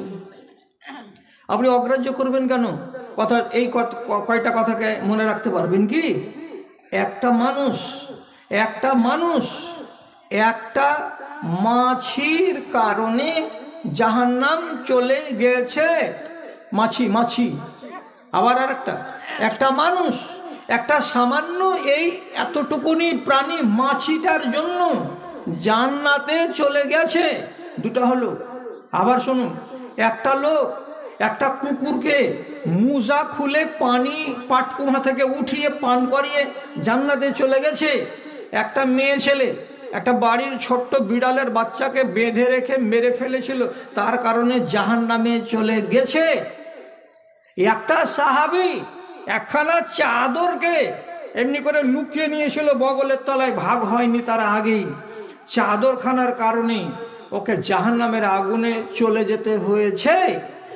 একটা সাহাবী চপ্পলের ফিতা দুখানা বাইতুল মালে জমা করেনি, লুকিয়ে রেখে দিয়েছিল এমনি করে। সেই চপ্পল দুখানা পরে আবার রসুলকে এসে জমা দিচ্ছিল যে আল্লাহ রসুল, আমি রেখে নিয়েছিলাম, আমি ভাগ হওয়ার আগেই আপনি এটাকে জমা করে নিন।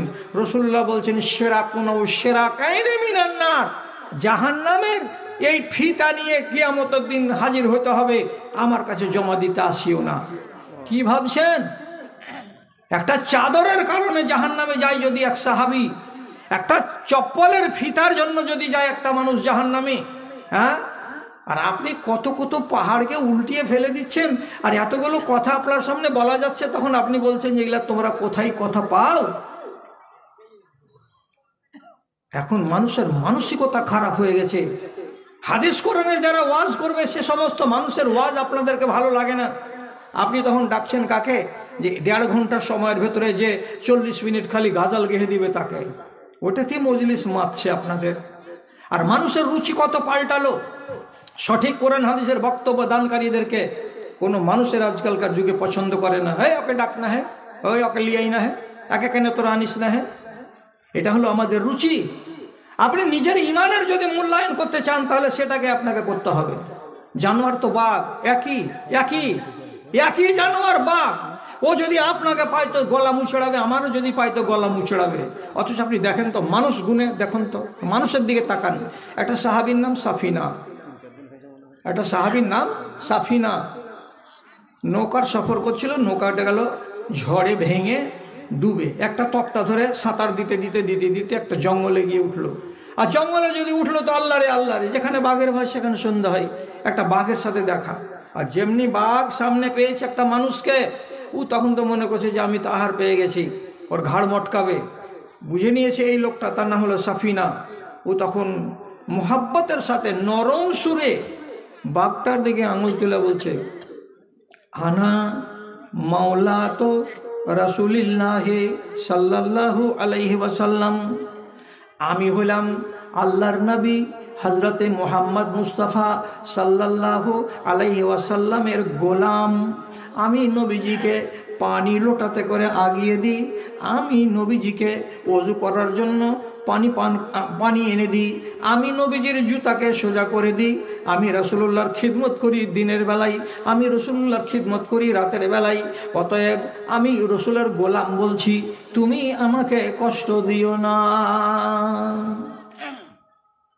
আপনি বলেন বাঘ কোনোদিন এগুলা কাহানি শুনে? তুমি কার রাখাল, কার গোলাম, কার কি, এসব কি কথা? অথচ সহিহ হাদিস বলছে এই কথাটা যেমনি আমি বললাম, সাথে সাথে বাঘ এসে কি করতে লাগলো, বাস বেশো বি, আমার কাছে এসে গাটাকে ঘষা দিতে লাগলো, গাটাকে বারে বারে হিলাতে লাগলো, নড়াতে লাগলো, দিয়ে আমাকে ঠেলে ঠেলে ওই জায়গা থেকে অন্যদিকে যেতে বলতে ইশারা করতে লাগলো। তার তো মুখ নাই। আর যেমনি যেমনি আমাকে ঠেলে তেমনি তেমনি আমি আগিয়ে যাই।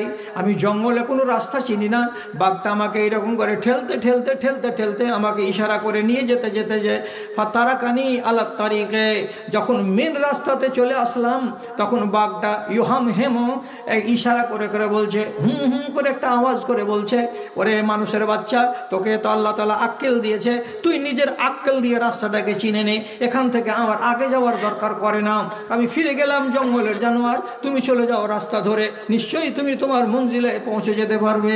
আমি ও রাস্তা ধরে হাঁটতে লাগলাম, হাঁটতে হাঁটতে হাঁটতে হাঁটতে আমি আমার মিলিটারিদের সঙ্গে দেখা পেলাম, সেই জায়গায় আমি তাদের সঙ্গে মিলিত হলাম, আমি বাঘের মুখ থেকে বেঁচে গেলাম। এটা তো বাঘ।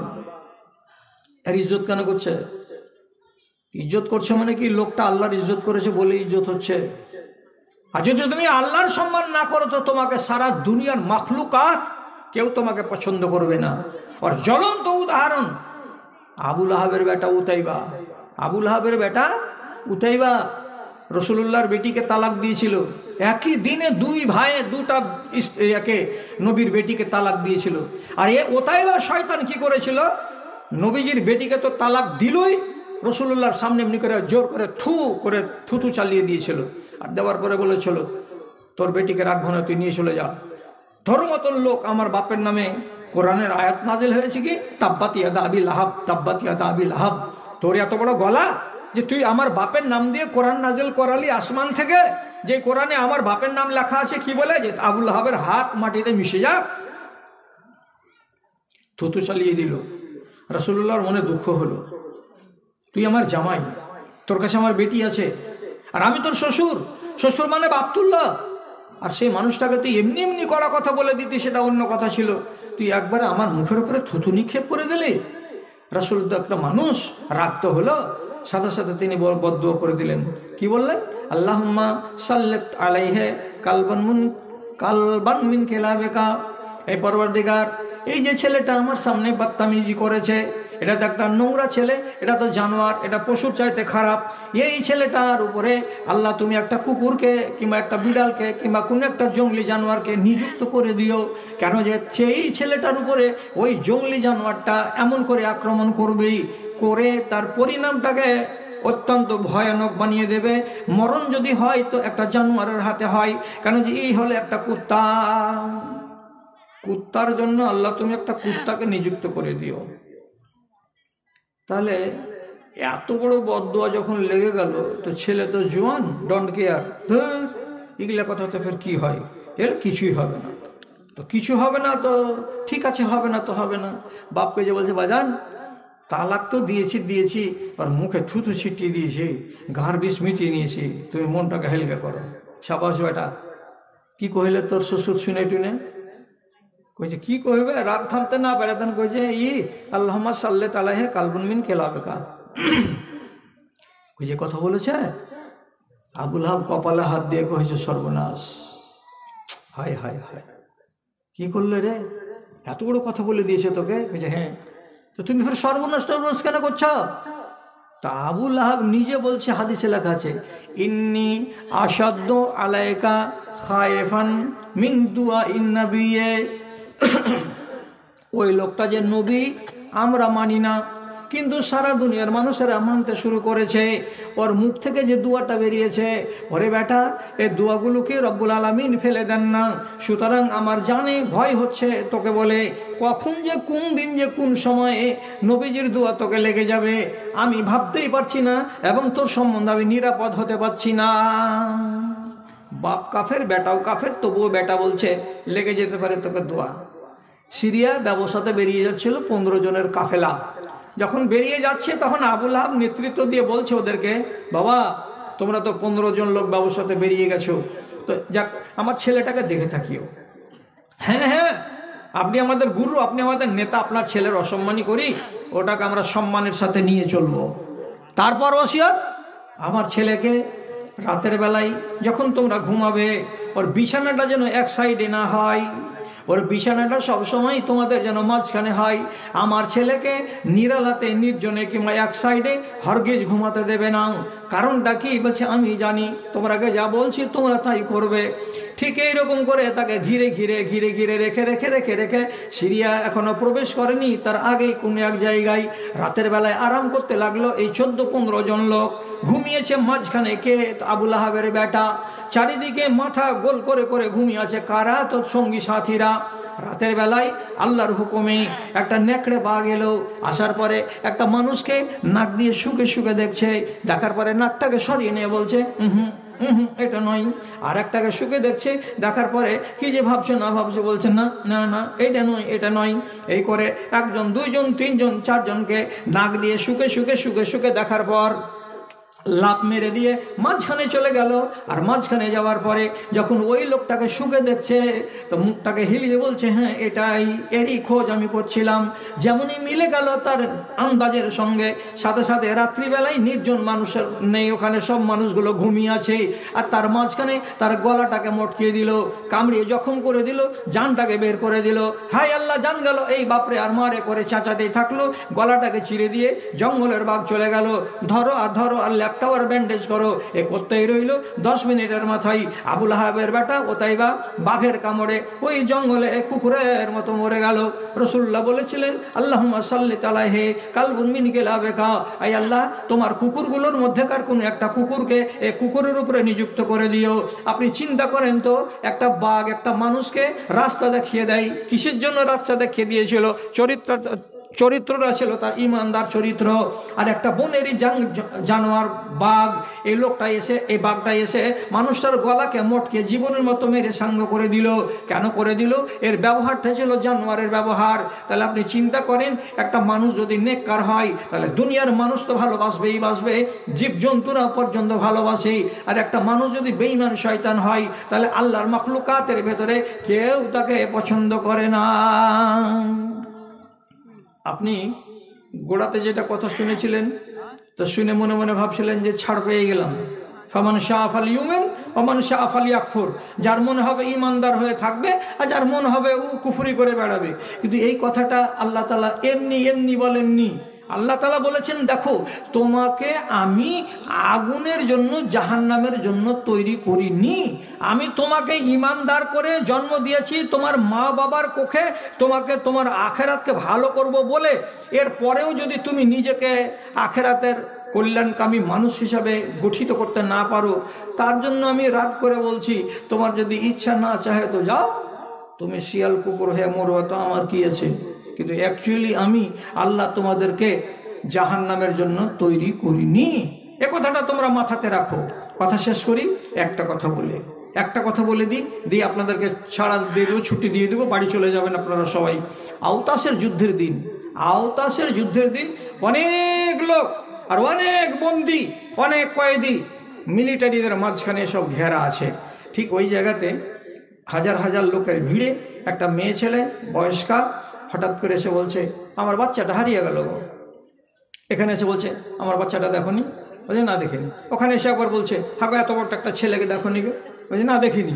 ওখানে যে বলছে, যেখানে সেখানে পেরেশান হয়ে হন্তদন্ত হয়ে বাচ্চাকে খুঁজে বেড়াচ্ছে। খুঁজতে হঠাৎ এক কোণা থেকে বাচ্চাটাকে পেয়ে নিয়েছে। যেমন পেয়ে নেওয়া, হাদিস বলছে লাজামাতহা, মেয়ে ছেলেটি বাচ্চাটাকে মনে করে জড়িয়ে ধরে নিল। কাব্বালাহা, এবং মেয়ে ছেলেটি বাচ্চাটাকে এই গালে আর ওই গালে, মুখে আর চোখে আর কপালে চুমা খেতে লাগলো। তারপরে মেয়ে ছেলেটি মন ভরে নিজের ওই বাচ্চাটাকে দুধ পান করালো। দুধ পান করার পর বাচ্চা যখন শান্ত হলো, মায়ের মন যখন ঠান্ডা হলো, তখন শান্ত যখন হয়ে গেছে মা আর বাচ্চা, তখন রাসূলুল্লাহ সাহাবীদেরকে দেখে বলছেন, ও সাহাবীরা, এই মেয়ে ছেলেটিকে দেখলে তোমরা কি করলে? আজকে দেখলে তোমরা 10 মিনিট আগে কি করছিল? পেরেশান হয়ে ময়দানে ঘুরে বেড়াচ্ছিল। আমার ছেলে পেয়েছো কি? আমার ছেলে দেখেছো কি? কত পেরেশান ছিল মা। শেষের বেলায় বাচ্চাটাকে পেলো, পাওয়ার পরে দুধ পান করালো। এখন বাচ্চা আর মা দুজন কত খুশিতে আছে দেখো তো। এবার জিজ্ঞাসা করে নবীজি বলছেন, হাযিহিল মারাতু তারিহাতুন ওয়ালাদাহা ফিন্নারে। তোমরাকে জিজ্ঞেস করছি একটা কথা, এই মেয়ে ছেলেটি তার বাচ্চাটাকে কতটা ভালোবাসে তার আন্দাজ তোমরা পেয়েছো। এইবার বলো তো, এই মেয়ে ছেলেটিকে যদি বলা যায়, ও মা, এই দেখো এই কিনারায় বাগানের মরা ডালগুলো সব জ্বলছে, দাও করে আগুন, ওই আগুনের ভেতরে তোমার বাচ্চাটাকে এমনি করে ফেলে দাও, বাচ্চাটা পুড়ে যাবে, ছাই হয়ে যাবে, তোমার ঝামেলা শেষ হয়ে যাবে। যদি বলা যায় এই মেয়ে ছেলেটাকে, তোমার বাচ্চাটাকে আগুনে ফেলে দাও আমাদের সামনে, আমরা বলছি একে আগুনে নিক্ষেপ করে দাও, তো যদি এই কথাটা বলা যায়, তাহলে মেয়ে ছেলেটাকে, নিজের বাচ্চাটাকে আগুনে ফেলতে পারবে? তোমরা বলো তো আমার সাথীরা, বলো তো তোমরা আমার সাহাবীরা, পারবে কি মেয়ে ছেলেটা নিজের কলেজার টুকরাকে আগুনে ফেলতে? পারবে রে বাবা। সব সাহাবীরা বলছে, এটা কি সম্ভব? যার উপরে এত মায়া, এত মমতা, যাকে পায়নি বলে পেরেশান ঘুরে বেড়াচ্ছিল, কলেজা যেন ছিঁড়ে যাচ্ছে, আর তাকে আবার পেয়েছে তো কত গলায় লাগালো, চুমা খেলো, দুধ পান করালো, এত স্নেহ, এত মমতা। এই বাচ্চাকে কখনো মা নিজে আগুনে ফেলতে পারবে না। তখন নবীজি এবার এদেরকে জবাব দিয়ে বলছেন কি, বাবারে, এই মেয়ে ছেলেটি যদি তার বাচ্চাকে আগুনে ফেলতে না পারে, তাহলে তোমাদের আল্লাহ কেমন? তো লাল্লাহু আরহামু বিইবাদিহি মিনহা। এই মেয়ে ছেলেটির তার বাচ্চার উপরে যতখানি মায়া আছে, তার চাইতে 10 গুণ নয়, 15 গুণ নয়, 20 গুণ নয় রে আমার উম্মতিরা। এই লোকগুলোর উপরে, এই উম্মতিদের উপরে, মুমিনিনদের উপরে আল্লাহ রাব্বুল আলামিনের 99 গুণ বেশি দয়া আছে। মা যদি একটা দয়াকে পেয়ে নিজের বাচ্চাকে আগুনে ফেলতে না পারে, তাহলে রব্বুল আলামিনের কাছে 99টি দয়া মায়া আছে। তোমার মতো একজন মুসলমানকে মুমিন মা আর বাপের ঔরসে জন্ম দিয়ে কেমন করে জাহান্নামে দেবে? আল্লাহ তাআলা জাহান্নামে দিতে রাজি নন। মায়ের থেকে দয়া বেশি কার? তো আল্লাহর। ও যদি জাহান্নামে দিতে না পারে তো আল্লাহ কেমন করে দেবে? তো এত দয়া আর এত মায়ার আল্লাহ, তিনি বলছেন যে আমার এতগুলো দয়া থাকতে তোমাকে জাহান্নামে দেব, এটা কি হয়? কিন্তু এবার আপনি যদি জিদ ধরে থাকেন কি, দেখ আমি ও জান্নাত টান্নাত আমি ভালোবাসি না, জি আমি যা করছি এগুলো আমাকে করতে দাও, আমাকে ভালো লাগছে, এই বলে যদি আপনি জিদ ধরে থাকেন, জিদ ধরে আছেন আপনি যে আমি এই করেই জীবনটা কাটাবো আর এইভাবে আমি বাঁচবো, তো তাহলে আপনি যদি নিজে গায়ে জোরে আল্লাহর জাহান্নামে যাবেন, তো তাহলে আর আল্লাহ তাআলা কি বলবেন যে তুই যাস না? বলবেন এই কথাটা যে তুই যাস না? আপনি নিজের আমলে যদি যান জাহান্নামে তো যান, কিন্তু আল্লাহ রাব্বুল আলামিন আপনাকে বারবার নিষেধ করছেন, তার নবী বারবার আপনাকে নিষেধ করছেন, আগুন তোমাদের জন্য নয়, আগুন তোমাদের জন্য নয়, আগুনের জন্য অনেক মাখলুক আছে আমার দুনিয়াতে। তারপরেও আপনি ভয় করছেন না, তারপর আপনি ডর করছেন না। কথা শেষ করছি। শুক্রবারের দিন কি হয়েছিল? আল্লাহ তাআলা দুনিয়াকে তৈরি করেছেন। শুক্রবারের দিন আল্লাহ তাআলা আদমকে তৈরি করেছেন। শুক্রবারের দিন আল্লাহ তাআলা আদমের ভেতরে জান ফুঁকেছিলেন। শুক্রবারের দিন রব্বুল আলামিন জান্নাত থেকে আদমকে বের করেছিলেন। শুক্রবারের দিন আল্লাহ তাআলা এই দুনিয়াটাকে নষ্ট করবেন, কিয়ামত কায়েম হবে। কথা বুঝতে পারলেন? তার কারণে হাদিসে লেখা আছে ওয়াইন্নাদ দাব্বাতা লামাসিখাতুন হাত্তা সুবহে, এই দুনিয়াতে যতগুলো কীড়া মাকুড় আছে, জীবজন্তু আছে, যত পশু পাখি আছে, সবাই শুক্রবারের দিন ভোর থেকে শুরু করে রাত গত না হওয়া পর্যন্ত সবাই নিজের নিজের জায়গাতে আতঙ্কগ্রস্ত হয়ে থাকে, ভয়ে ভীতু হয়ে থাকে। কারা? তো পাখিরা। কারা? তো পোকামাকড়েরা। কেন তোমরা ভয় পাও? তো বলছে শুক্রবারের দিন কিয়ামত হবে, তার জন্য ভয় লাগছে। আজকে তো শুক্রবার, হতে পারে আজকে কিয়ামত হয়ে যাবে। তাহলে আপনি চিন্তা করেন তো কোন শুক্রবারে কিয়ামত হবে? সে কথাটা তো আল্লাহ ধার্য করে দেননি, তার আগেই পশুরা পাখিরা জানতে পেরেছে শুক্রবারে কিয়ামত হবে। যেমনি শুক্রবার আসে তারা সব জড়সড় হয়ে যায়, ভয়ে আতঙ্কগ্রস্ত হয়ে যায়। কিন্তু হায়রে ইনসান, হায়রে মানুষের বাচ্চা মানুষেরা, তোমাদের আর আমাদের কোনো হেলদোল নাই। শুক্রবার আসলেই কি আর শুক্রবার না আসলেই কি।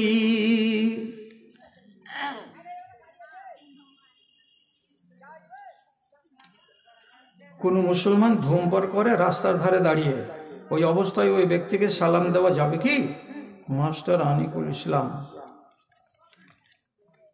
কথাটা হলো, যতক্ষণ পর্যন্ত একটা মানুষ ইসলাম বা ইসলামের সীমানার মধ্যে আছে, স্পষ্ট কাফের হয়ে যায়নি, ততক্ষণ পর্যন্ত ওকে সালাম দেওয়া যাবে। তো যারা রাস্তার কিনারাতে দাঁড়িয়ে ধূমপান করছে, এই লোকটা হলো ফাসেক। তো ফাসেককে সালাম দেওয়া যাবে না এইরকম কথাটা নয়, কেন যে এখনো মুসলমান আছে। আর মুসলমান যখন আছে, তো হাদিসে যেটা শব্দ এসেছে হাক্কুল মুসলিমে আলাল মুসলিমে, মানে একজন মুসলমানের আর একজন মুসলমানের উপরে হলো হক, যে পাঁচটা আছে। তো অতএব বিড়িখোর লোক ফাসেক, ফাসেককে অন্যভাবে বুঝাতে হবে, সালাম ত্যাগ করা যাবে না। তবে একটা ওষুধ বলে দিচ্ছি আপনাকে, এই আমলটা আপনি করতে পারেন। সেটা কি? খেরাস বিন জুবায়ের রাদিয়াল্লাহু তাআলা আনহু, উনি মসজিদে একটা ছেলেকে দেখেছিলেন এইরকম করে গুলি খেলতে আঙুল দিয়ে। তো উনি বলেছিলেন যে আচ্ছা আলহামদুলিল্লাহ, এক ভাই 500 টাকা এনেছেন, আচ্ছা আর বাকি ভাইটি আপনারা বসে থাকবেন নাকি? এর আগে একটা খালা একটা 500 টাকা দিয়ে গেছে, এক মহিলা, আমি যখন কথা বলি তখন তার মাঝখানে, আর এই ভাই দিয়ে গেলেন 500 টাকা। তো যদি আর কোনো দাদাজি থেকে থাকেন, আল্লাহর ওয়াস্তে একটু উঠেন। এখন বিদায়ের বেলা আমরা সবাই চলে যাব, এখন ঘড়িতে বাজছে 11:15। আপনাদের কাছ থেকে আমার চাওয়া টাইম ছিল 1 ঘন্টা, কিন্তু আপনারা আমাকে বেশি সময় দিয়ে দিয়েছেন, তার জন্য আমি শুকরিয়া আদায় করছি আপনাদেরকে। তো তাহলে উঠে আসেন, আর কথাটা আমি বলে দিই, মাস্টার সাহেবের জানা হয়ে যাক। তো উনি ছেলেটাকে বলছেন যে লা তাখজাফ, এই আঙুল দিয়ে এরকম করে গুল্লি চালিয়ে খেলা চলবে না, রাসূলুল্লাহ নিষেধ করেছেন। কেন করেছেন? তো বলছেন যে লা ইউস্তাদু বিহি, এটা দিয়ে কোনোদিন তুমি কোনো শিকার ধরতে পারবে না। ওয়ালা তাদফাউল আদু, কোনো দুশমনকে কাবু করতে পারবে না এই খেলা দিয়ে। তো কি হবে? তোমার আঙুল দিয়ে এরকম করে যদি গুলি চালাও, তো এতে কি হবে? ইয়ান কাউল আইনা, কোনো মানুষের যদি চোখে লেগে যায় তো চোখ কানা হবে, নাকে যদি লেগে যায় তো নাক ফেটে যেতে পারে। তাহলে ক্ষয়ক্ষতিটা বেশি, লাভটা এতে কম। কাজে এইরকম করে আঙুল দিয়ে এই গুঠি চালাচালি তুমি করিও না। মানা করে দিলেন, আর দেওয়ার পরে মসজিদ থেকে উনি চলে গেলেন নিজের কাজে। আর ঘন্টার দুয়েক পরে যদি ঘুরে এসে দেখছেন তো ছেলেটা কিন্তু গুলি খেলতে আছে আবার। যখন দেখলো যে বেলা 10টার সময় নিষেধ করলাম আর পরে আমি কাজে গেলাম, এখন ফেরত এসে দেখছি, আলহামদুলিল্লাহ, ফেরত এসে দেখছি যে ছেলেটা গুলি আবার খেলছে, তখন তিনি 3টা কথা বললেন, একদম সহিহ হাদিস। কি 3টা কথা বললেন দেখে? আচ্ছা আচ্ছা আচ্ছা, 100 টাকা আনেন, যারা যারা বাকি আছেন তারা তারা নিয়ে আসেন, সবাই এখন ছুটি নিয়ে নেবো আমরা। তো তিনি তখন 3টা কথা বললেন, কি? লা উকাল্লিমুকা আবাদা, আমি যতদিন বেঁচে আছি, তুমি যতদিন বেঁচে আছো, যেখানেই দেখা হোক না কেন তোমার সাথে আমার কথা হবে না, আমি তোমার সঙ্গে কথা বলবো না। এক। তারপরে ওয়ালা আউদুকা ইন মারজতা, তুমি যদি এই সময়ের ভেতরে অসুখ হয়ে যাও তো অসুখকে দেখতে যাবো মুসলমানের কাজ। আমি জানতে পারি যে তুমি অসুখ হয়েছো, তথাপি তোমাকে দেখতে যাব না। 1000 টাকা, আলহামদুলিল্লাহ। আমার ভাইজান শেষের বেলাতে 1000 টাকা দান করেছেন, মাশাআল্লাহ, আলহামদুলিল্লাহ, জাযাকাল্লাহ। আল্লাহুম্মা সাল্লি আলাইহি, আল্লাহুম্মা বারিক আলাইহি, আল্লাহুম্মা আইয়িদহু বিল ইলমি ওয়াল হিলমি ওয়া যায়্যিনহু বিল ঈমানি ওয়াত তাকওয়া ওয়া লা তুআরিযহু বিল ফিতানি ইয়া রাব্বাল আলামিন, আমিন। আচ্ছা, দুটো হয়ে গেল। 3 নম্বর করছে কি? ওয়ালা আশহাদু লাকা আল জানাজাতা, তুমি যদি আমার আগে মরে যাও আর যদি আমি শুনতে পাই অমুক ছেলেটা মারা গেছে, তো জানাজাতে হাজির হওয়া একটা মুসলমানের কাজ, কিন্তু আমি বলছি তোমার জানাজাতে আমি হাজির হব না। 3টা কথা শুনলেন। একটা লোককে আপনি বুঝিয়ে দেন এটা ভালো কাজ নয়, এটা মন্দ কাজ। 1 দিন বললেন, 2 দিন বললেন, 3 দিন বললেন, তারপরেও সে যদি লোকটা না বুঝে, না মানে, তাহলে আপনি ওই লোকটাকে এবার বর্জন করবেন, তখন আপনার জন্য এটা জায়েজ হবে। কেন? যে এই মানুষটা ইমানদার হতে চায় না, নিজেকে ইমানদার বানাতে চায় না। তো সেই সময় আপনি কোনো সিদ্ধান্ত নিতে পারেন। আর তাকে ইসলাহ করার আগে, তাকে কোনো কথা বলার আগেই বিড়ি খাচ্ছে বলে সালাম দিব না, এটা করতে হবে না। সালামটা দিতে হবে, সে সাথে সাথে আপনার নিজের মেসেজটা তাকে শুনিয়ে দিতে হবে। আল্লাহ আমাদের সুপথের প্রতীক বানান, আমিন। আর কেউ আছেন? তোমার আদেশে দিন চলে যায়, তোমার আদেশে দিন চলে যায়, আধার নেমে আসে রাতে, কত যে শক্তি লুকায়ে রেখেছ তোমার নিপুণ 2 হাতে, মহাবিশ্বের তুমি যে চালক, উড়ুক তোমার জয় নিশান, ওগো আল্লাহ মেহেরবান, আমি গাহি তোমার গান, তুমি আমায় রিজিক দিয়ে বাঁচাও আমার প্রাণ, গো আল্লাহ বাঁচাও আমার প্রাণ। তোমার আদেশে দিন চলে যায়, আধার নেমে আসে রাতে, কত যে শক্তি লুকায়ে রেখেছো তোমার নিপুণ 2 হাতে। আরেকদিন 100 টাকা, আলহামদুলিল্লাহ, মাশাআল্লাহ, জাযাকাল্লাহ। পরওয়ারদিগার যে আসে দান পাঠছে আল্লাহ তারা সাহেব কবুল করে নিও, পূরণ করে দিও। আরেকজন আমার ভাইজান 350 টাকা দান কবুল করো পাক, সুবহান মিটাদা তানমিন আরমান। কেউ যদি তার থেকে থাকে কবরেতে, তারাই নিবে তুমি নিজের রহমতে। রব্বানা তাকাব্বাল মিন্না ইন্নাকা আনতাস সামিউল আলিম, আমিন আমিন বিরহমাতিকা ইয়া আরহামার রাহিমিন। আরেকজন 100 টাকা দান কবুল করো তুমি পাক, সুবহান। আল্লাহুম্মা সাল্লি আলাইহি, আল্লাহুম্মা বারিক।